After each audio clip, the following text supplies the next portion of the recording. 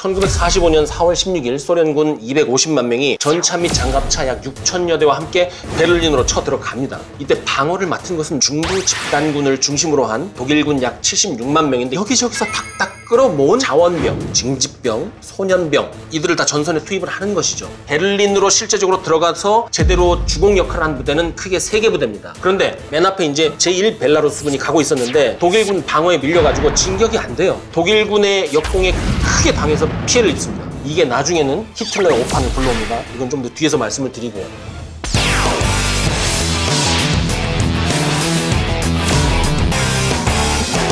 4월 19일에 이 제1벨라루스군도 그 처절한 전투를 승리로 완성을 하고 일대에 유리한 고지들을 점령을 하면서 다음 작전 단계로 나갈 수 있는 준비를 마칩니다. 근데 바로 갈 수는 없었어요. 왜냐하면 제1벨라루스군이 너무 많이 죽거나 다쳤어요. 이 젤로고지 전투가 끝나고 보니까 33,000명의 전사자 피해를 입었고 독일군은 한 12,000명 정도. 왜 이겼는데 더 많이 죽었어요?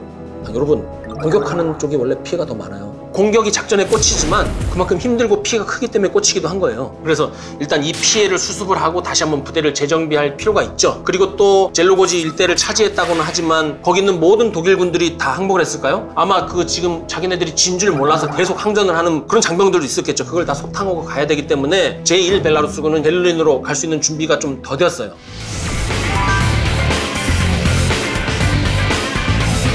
그런데 이때 독일군을 완전히 붕괴시킬 만한, 멘붕이 올 만한 사건이 하나 생겨요. 제1벨라루스군이 준비가 돼서 공격을 해야 제1우크라이나군하고 같이 이렇게 공격을 해나갈 텐데 지금 제1벨라루스군이 피해를 어느 정도 수습하고 한숨 돌리고 있잖아요. 제1우크라이나군은 그렇다고 같이 한숨 돌릴 수는 없죠. 그래서 일부 선봉부대를 먼저 서쪽으로 진격해서 보내요. 이렇게 밑으로. 그런데 마침 이 부대가 독일 제9군하고 4군이 빠지려면 꼭 필요한 그 목을 탁 차지해버린 거야. 여기서 완전히 이제 물리적으로, 정신적으로 붕괴가 되기 시작하는 거예요. 그래서 이때부터 아주 처참하게 각계격파가 나기 시작합니다. 그리고 4월 20일이 됐을 때 제1벨라루스군이 이제 준비가 됐어요. 제일 먼저 무엇을 하느냐? 베를린의 포병 화력을 다 때려붓기 시작합니다. 화력 연신에 맞춰서 제1벨라루스군이 동쪽으로부터 베를린 외곽에 드디어 진입을 하죠. 여기에 맞춰서 제1우크라이나군도 베를린으로 이제 들어올 준비를 다 마치죠. 이때는 독일 중앙집단군의 잔적이 있었지만 그거 다 무시하고 베를린 중심으로 들어갈 준비를 다 하는 거예요. 그래서 일단 2개 부대가 베를린으로 들어올 준비가 끝났어. 그리고 나서 제2벨라루스군이 북쪽에 도착해요. 제일 늦게 와요. 왜냐하면 하필 이게 가고 있는데 누구랑 만났냐면 독일 제3기갑군하고 만나요. 얘들하고 싸우느라고 좀 힘들었고 그리고 작전 준비 단계부터 병력이 잘 안 모여갖고 좀 힘들었어요. 그리고 지형도 최악의 상황이에요. 그쪽이 제일 지형이 험악해. 이 큰 그림을 그리면 이게 어떻게 보면 진정한 전술적 차원에서 낫질이고 우리는 이제 그거 많이 알잖아요. 이제 여러분들 양익 포위로 하는 것인데 양익 포위된 독일군이 포위 상황을 회피하려고 진지를 조정하려고 하거나 병력을 새로 투입하려고 할 때 그때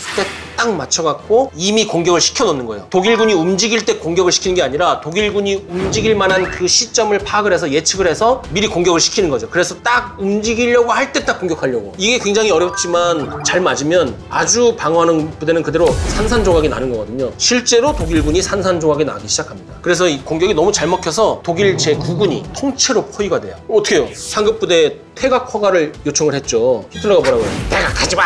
이렇게 또 얘기를 하죠. 그래갖고 결국 거기 고립돼서 완전히 포위가 됩니다. 뭐 원래 환장 대잔치였는데 지금은 환상의 환장 대잔치가 펼쳐지죠. 히틀러가 사실 이런 편향된 언행, 사고를 한 지는 오래됐죠. 베를린 공방전에서도 변하지 않아요. 일단 문제가 예하 지휘관이 퇴각을 못하게 해요. 히틀러의 허락이 없으면 전진도 안 되고 후퇴도 안 되는 거예요. 근데 전투의 기본이 기동과 화력인데 화력 지원을 해주지 않으면서 기동도 못하게 해. 그렇다고 뭐 탄약이 있어. 뭐가 있어? 아무것도 없어요. 그냥 거기 있는 거예요. 독일 장병들은. 지금 가장 중심부대가 누구예요? 중앙집단군이죠. 이 중앙집단군을 지휘하던 세르너 장군이 이것도 해도 안 되고 저것도 해도 안 되니까 히틀러 부탁이라도 들어주자. 그래갖고 역으로 소련군을 공격해서 약간 시간을 벌어보려고 합니다. 근데 소련군이 여기서 또 큰 피해를 입어요. 근데 이게 또 그 히틀러 귀에 들어가네. 그래갖고 히틀러가 흥분해가지고 독일군 방어선 동쪽으로 깊숙이 이제 들어온 제1벨라루스군 여기에 이제 역습을 해라 막 이렇게 얘기를 해요. 기름도 없고 탄약도 없고 병력도 없는데 제3기갑군 있잖아. 그 부대를 보내시오. 그때 제9군을 합공을 하도록 하시오. 막 이렇게 얘기를 해요. 히틀러가 막 혼자서 막 신나서 흥분하고 소리 지르니까는 그 주변도 점점 단체 정신 착란에 빠진 것 같은 행동을 해요. 우리도 이렇게 될 때가 많아요. 일상에서.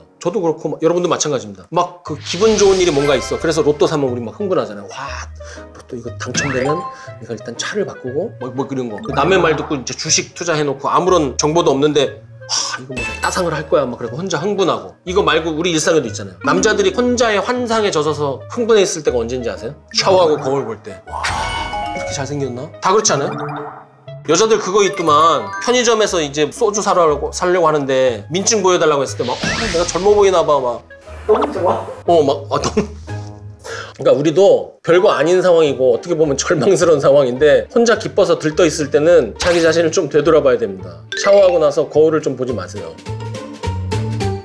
근데 이때 하인리치 장군이 푸득 정신이 돌아온 거예요. 총통 정신 좀 차리십시오. 근데 뭐 정신을 못 차리죠. 그리고 마지막으로 충심의 어린 조언을 합니다. 부대들이 소련군에 저항하다가 모두 죽는 사태가 벌어지지 않게 그 각 부대의 철수와 퇴각을 하십시오. 이제라도. 히틀러가 결국 끝까지 못 움직이게 하죠. 그리고 4월 22일이 됩니다. 히틀러가 이날 무너져요. 뭐 이미 무너져 있지만 어쨌든 이날 결정적으로 무너져요. 회복이 안 될 정도로. 비이성적이 되고 비합리적이 되고 환상에 빠지고 정신착란증이 와서 우리가 그 잘 알고 있는 독일군 벙커 2년극이 22일부터 시작됩니다. 이미 주요 지휘관과 참모들은 알고 있어요. 독일군은 패배할 것이다. 병력이 없다. 상황판에 단대호가 놓여져 있는데 여기에 실제 부대가 없다. 부대가 있다고 해도 껍질뿐이다. 그런데 히틀러가 막 저러니까 같이 게임을 하는 거야. 야, 여기 무슨 부대가 있냐? 제3기갑군이 있습니다. 이 부대가 지금 전력이 얼마나 있지? 전력이 많지는 않지만 충분히 소련군을 싸워서 이겨낼 수 있습니다. 야, 어떻게 됐냐? 아무것도 없어. 아무것도 안 일어나고 있었는데 지금 소련군을 막아내고 있습니다. 제3기갑군이 잘 싸우고 있습니다. 그래? 그럼 제9군으로 하여금 협공하게. 예, 알겠습니다. 9군의 누구에게 연락할까요? 어디 부대 연락해? 그 부대는 전멸하고 지금 없는 거예요. 이 인형극이 여기서 시작됩니다. 너무너무 막 소름 끼치지 않으세요? 4월 23일로 가보시죠. 이제 전장에 있는 지휘관들이 히틀러의 독일 참모부의 명령을 어기기 시작합니다. 대놓고 무시하기도 하고 방어를 하라고 했지만 병력이 없어서 방어를 못하기도 하고 이걸 또 히틀러가 어떻게 귀신같이 알아채고 막 미친듯이 소리를 지르죠. 근데 이제는 벙커 안에 참모와 주요 지휘자들도 히틀러의 그 히스테리에 반응을 하지 않습니다. 이후로 베를린 공방전의 향방은 어떻게 흘러갈까요? 뻔하죠. 군기와 사기가 상대적으로 높은 250만의 소련군, 복수심에 불타는 바바리안들, 그 상대는 누구다? 정규군은 거의 없고 사기와 군기가 바닥까지 떨어질 대로 떨어진 독일군 방어부대. 그러나 이런 독일군일지라도 그들을 항복하도록 만드는 것은 쉽지 않습니다. 왜 항복하도록 만드는 것이 쉽지 않았을까요? 왜 베를린을 방어하는 독일군은 투항하지 않고 최후까지 치열히 교전했던 것일까요? 첫 번째, 소련군이 독일군의 투항을 바라지 않았어요. 지금 소련군은 일종의 보복 공격, 응징을 하고 있는 겁니다. 러시아를 침공하고 유태인, 폴란드인, 러시아인, 민간인 가리지 않고 수백만 명을 집단 학살하면서 갔잖아요, 독일군이. 이 독일군을 소련 군대가 어떤 시각으로 바라보고 있었을까요? 설명을 따로 할 필요가 없겠죠.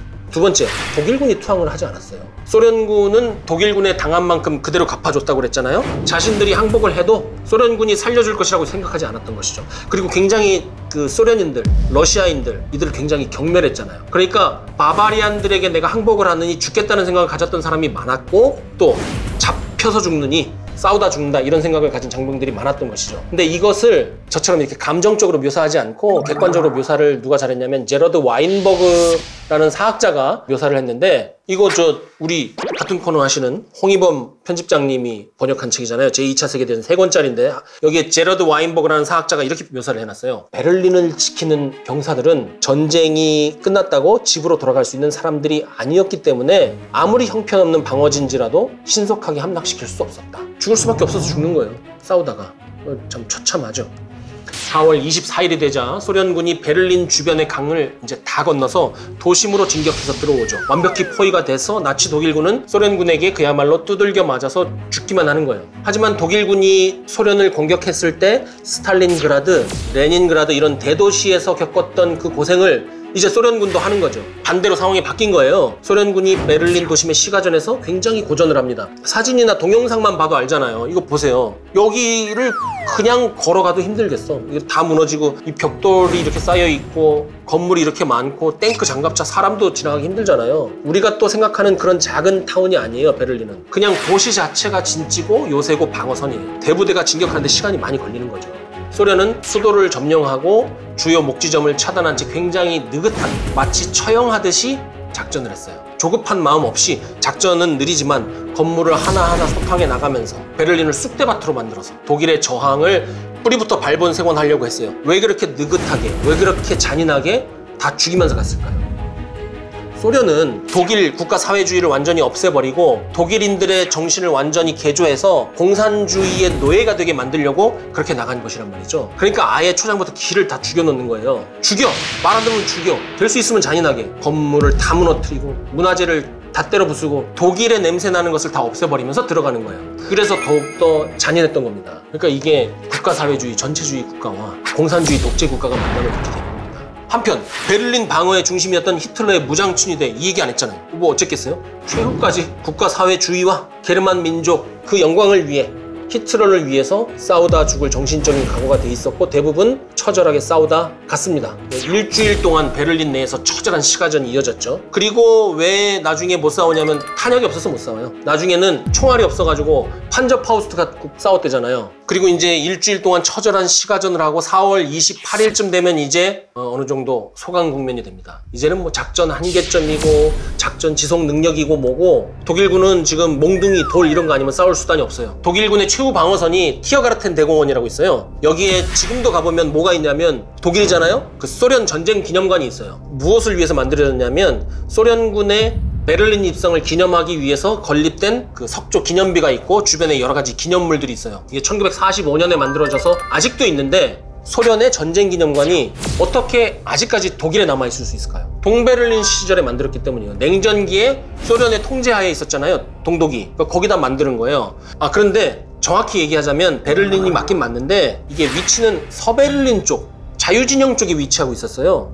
소련의 기념물이 자유진영 쪽에 위치해 있었다? 이거는 조금 설명을 드리자면 기본적으로 제2차 세계대전기에 나치 독일의 유럽 침략 여기에 맞서서 싸운 게 소련의 붉은 군대잖아요. 이때는 서방연합군하고 같은 편이었잖아요. 그러니까 서베를린 쪽에 전몰 추모비를 세우는 것이 전혀 문제가 없었다. 다만 이제 전쟁이 끝나고 나서 공산주의를 앞세운 제국을 건설을 하고 세계 평화와 민주주의를 위협한 소련, 이것은 이제 좀 나중 일이란 말이죠. 서베를린에 세우고 나서 서로 갈라졌다 이거죠.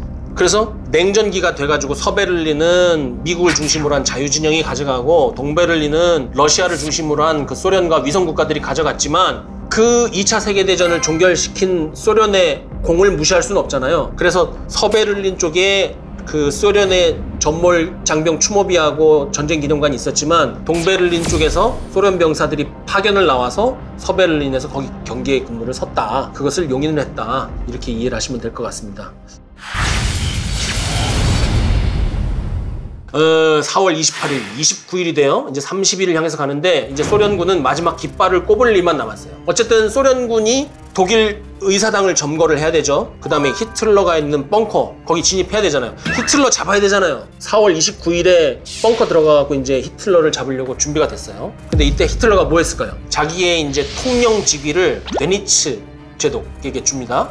그리고 총리 직위를 괴벨스에게 줘요. 쇠르너, 그 아끼는 쇠르너한테 너 육군 최고사령관 해라.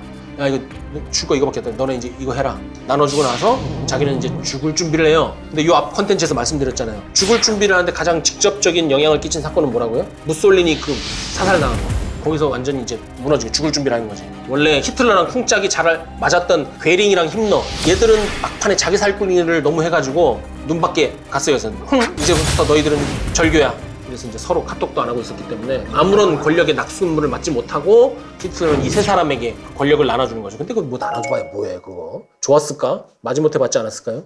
4월 30일 권총으로 자살하죠. 히틀러가. 자살하기 전까지 뭐 히틀러 뭐 이것저것 했는데 굳이 죽기 전에 뭐 했는지 개인 스케줄까지 챙겨볼 필요는 없을 것 같고요. 히틀러의 벙커 위치가 어딘지만 한번 보죠. 베를린 브란덴부르크 문이라는 곳이 그 티어가르텐 대공원의 동쪽 끝에 있잖아요. 그 브란덴부르크 문으로 부터 남쪽으로 한 200m 내려가면 지금 뭐가 있냐면 홀로코스트 기념공원이 있어요. 전쟁과 그 전쟁의 와중에 희생당한 그 유태인들을 기리기 위한 홀로코스트 기념공원이 거기 있고 이 홀로코스트 기념비 바로 길 건너편에 히틀러 벙커가 있었습니다. 근데 지금은 거기 이제 그 각종 안내물과 일부 구조만 있고 히틀러 벙커의 그 샘플 다시 그 재현한 것은 다른 데 옮겨놨고 지금은 그 자리만 남아있죠. 4월 30일에 히틀러가 죽던 말던 소련군은 계속 진격을 해서 나치 독일 제국 의사당을 점령하기 위해서 공격을 하는데 여기서 또 이제 한 12시간 정도 치열하게 교전을 해요. 그 우리가 뭐 의사당이라고 그러면 우리나라 그 의사당이나 아니면 뭐 미국의 의사당 생각하면 안 되고 실제 모양을 보면 이거 그 하울의 움직이는 성처럼 생겼어요.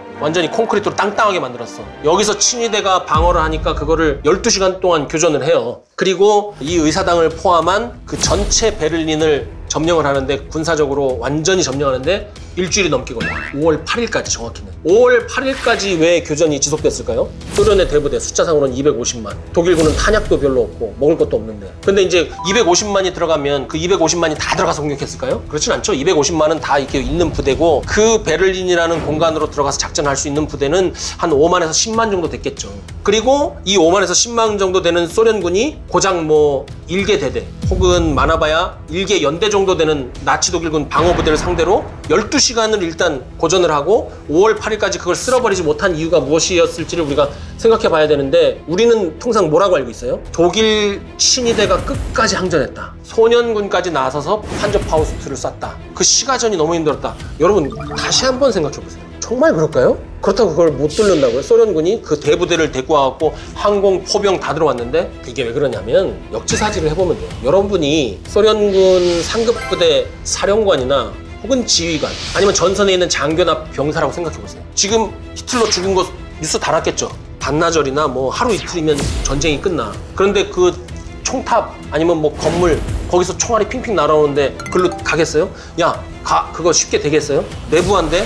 너무 우리가 냉철하게 생각하는데 이건 내 전우라고요. 우리가 전투, 작전 이런 거 공부하다 보면 막 몇만 명 쉽게 죽고 막 몇십만 이런 얘기가 나오니까 사람의 죽음이 별거 아닌 것처럼 보이지만 병사 하나의 죽음이 만약 당신의 부하라면 아니면 그 병사가 당신이라면 생각해보세요.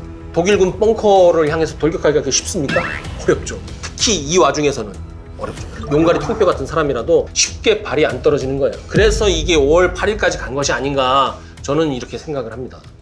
그래서 처음에 독일 측이 결국 버티다가 항복 의사를 처음 표시한 게 언제다? 1945년 5월 2일이다. 그리고 이것을 안 받아주죠, 소련군이. 항복 의사를 타진하는데 굉장히 독일 쪽에서 좀 건방지게 나오는 거지. 고개 빳빳이 들고 그래?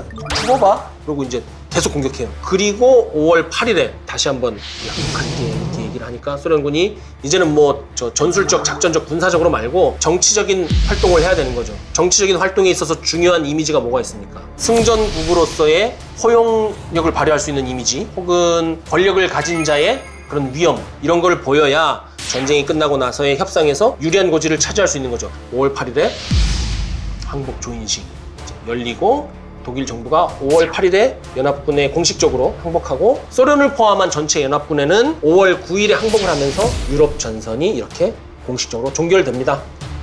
히틀러의 히스테리가 극에 달하고 막 인형극이 시작되고 이런 상황인데 네. 그러니까 만약에 이런 상황이라면 네. 군사적인 관점에서 히틀러가 조금만 더 정신을 차릴 수 있는 여지가 있었다면 네. 무엇이 과연 옳은 판단이었을까라는 궁금증은 들을까? 회광반조라고 있잖아요. 무협에 보면 고수가 죽기 전에 한번 싹 돌아오는 거예요. 히틀러가 만약에 회광반조를 했다면 딱 그 순간에 모든 것을 멈추고 정치 협상을 했어야죠. 물론 그걸 중간에 계속 시도를 하긴 했어요. 사실 이거 히틀러가 스탈린한테 몇 번 했어요. 스탈린이 야 그냥 곱게 맞아. 야 그러지 말자 우리. 내 몸에 지금 여기에 지금 한 발, 여기에 한 발이 있어. 너 똑같이 맞아. 스탈린이 그랬어.